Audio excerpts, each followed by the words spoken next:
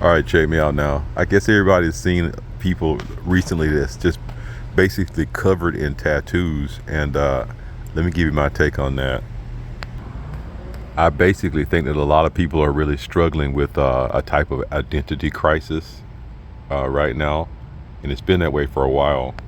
Because as we all know, that a lot of people had chosen to identify, they take pride in it. Like for example, in their identity of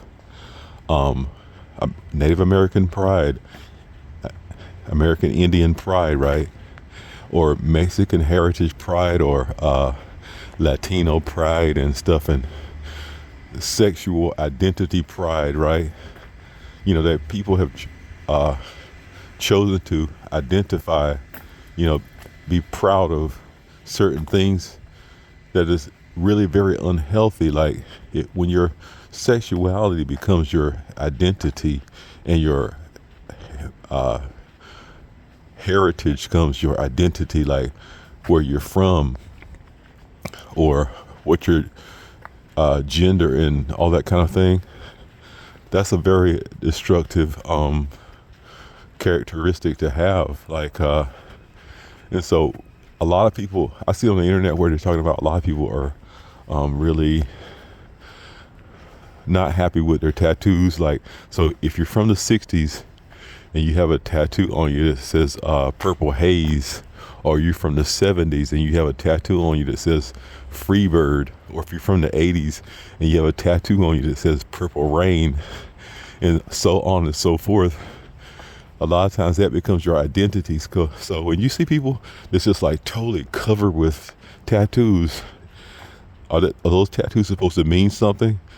Yeah, in their mind it is, but have you seen people with tribal tattoos? Like Samoan or Fiji or wherever they're from. They have these like tribal tattoos, right? But a lot of times, if you really look at it, they don't know anything about their Hawaiian culture or Samoan culture. It's not really about that. It's just that becomes their identity. It's like you don't even know what tribe you're from, and you talking about that your tribal and identity and all that stuff, and you're proud of that. But hey, dude, you got tattoos from the wrong tribe. Talk to your grandmama and your granddaddy. They said, no, that's the wrong tribe. So you taking pride in something that you're not. That's not even what you are. So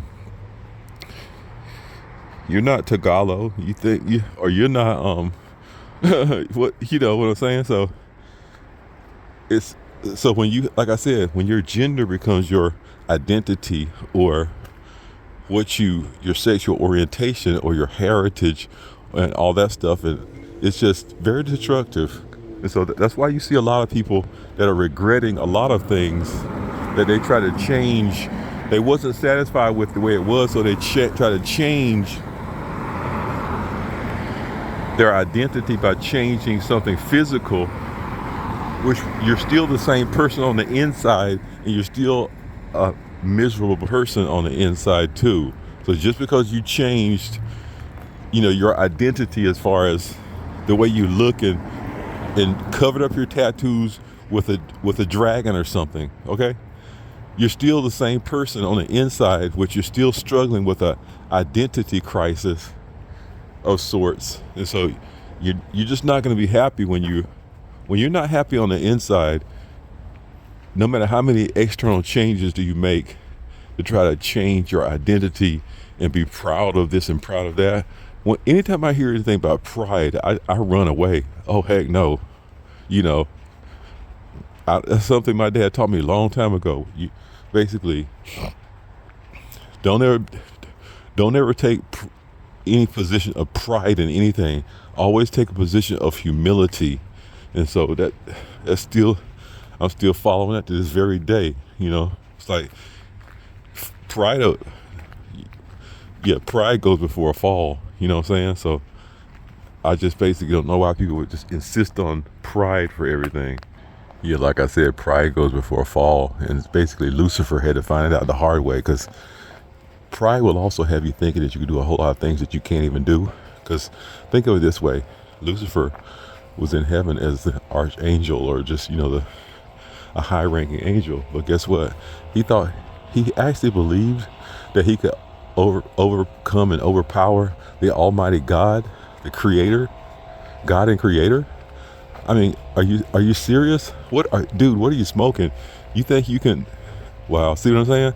So that's just one example of pride would have you thinking you can do a whole lot of stuff that you can't even do, and basically it just becomes your own destruction.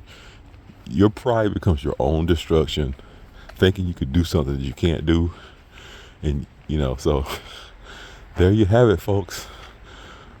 Don't fall for it, because it's just a setup for your failure. So always take a position of humility, and never, for any reason, take a position of pride. Okay, it's not going to end well.